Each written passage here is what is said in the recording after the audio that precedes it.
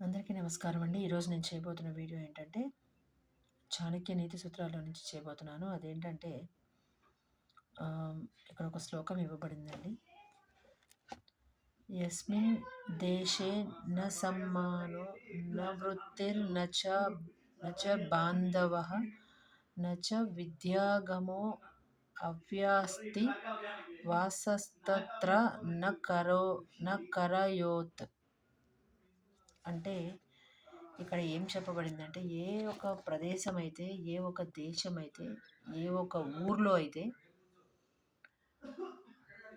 వ్యక్తులకి గౌరవం మర్యాద ఉండదో అక్కడ ఉండకూడదు.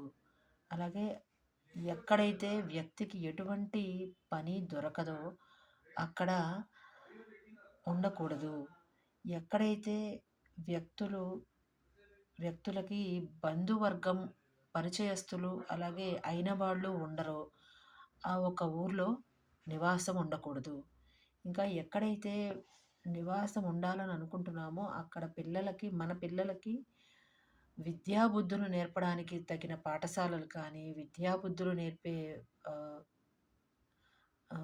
ఉపాధ్యాయులు కానీ అట్లా దొరకరో, విద్యాలయాలు కానీ ఉండవో అలాంటి చోట మనుషులు నివాసం ఉండకూడదు అని చెప్తున్నారు. దీనివల్ల ఏం జరుగుతుందంటే, ఇట్లాంటి చోట్ల ఉంటే ఆ వ్యక్తికి పురోగతి ఉండదు. పురోగతి అంటే ఆ వ్యక్తి యొక్క ఉద్ధరణ అనమాట, మంచి అనమాట.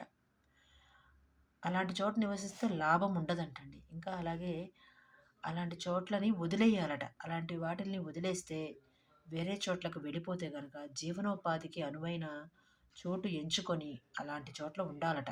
జీవనోపాధికి ఎక్కడైతే ఒక మార్గం దొరుకుతుందో అలాంటి చోట్ల ఉండాలట. అంతేకాని మనకి ఉద్యోగ వ్యాపారాలకి అనువుగా లేని చోట, అలాగే మనిషికి గౌరవం లేని చోట, ఇంకా వ్యక్తికి బంధువర్గం కానీ, పరిచయస్తులు కానీ, అయిన వాళ్ళు కానీ ఎవరైతే ఎక్కడ ఉండరో అలాంటి చోట, అలాగే మన పిల్లలకి విద్యా ప్రాప్తికి సరిపోయిన అవకాశాలు లేని చోట, అలాంటి చోట ఉండకూడదట. ఉంటే కనుక ఆ ఒక ప్రదేశమే కాదు, అక్కడ ఉండడానికి వెళ్ళే మనకి కూడా పురోగతి లేకుండా మనము ఎట్లాగా పతనం వైపు వెళ్ళాల్సి వస్తుందట. అందుకని అలాంటి ఈ 4 చోట్ల ఉండకూడదని చెప్తున్నారు. ఈ రోజుకి ఇంతేనండి. నమస్కారం.